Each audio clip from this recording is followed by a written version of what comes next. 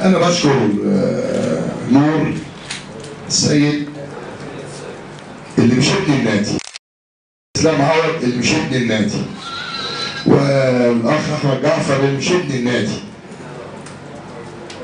وعايز أقول للأخ عبد الواحد السيد كل شوية يقول لك إيه، أنا هنزل، أنا رئيس نادي الزمالك، بقول ياما أنا خفت.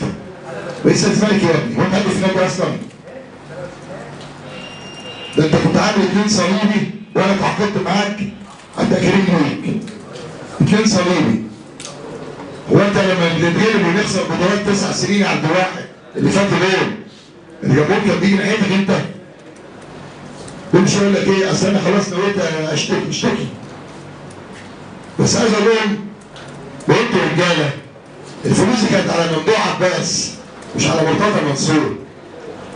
لما جينا نبحث عقد فلوس الاخ عبد الواحد طلع كان ليه 7 مليون و300. فضل له 6 مليون زي ما هو بيقول، طلع واخد 1 مليون و300 في 3 اشهر بتوعنا.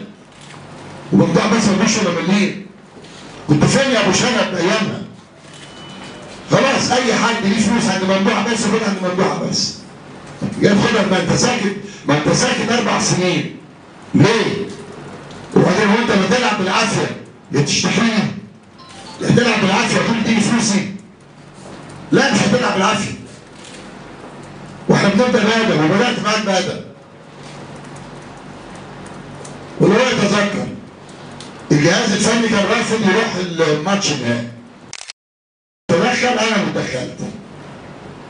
قلت لاحمد حسام من فضلك عبد الواحد يحضر المباراه النهائيه ويبقى في الملعب عشان لو ربنا كرمنا فزنا يرفع الكاس.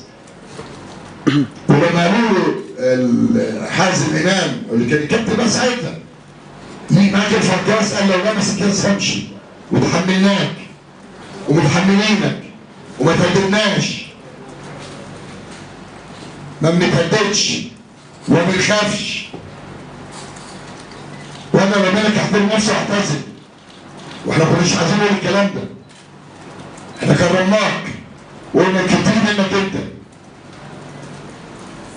احنا شفنا جول خالد قمر في ماتش الشوط الاخير، وشفنا الجول بتاع جون انطول ده بتاع الاسماعيلي لما ادينا له الكوره عشان يجيب جول. انا مش عايز اتكلم اكتر من كده.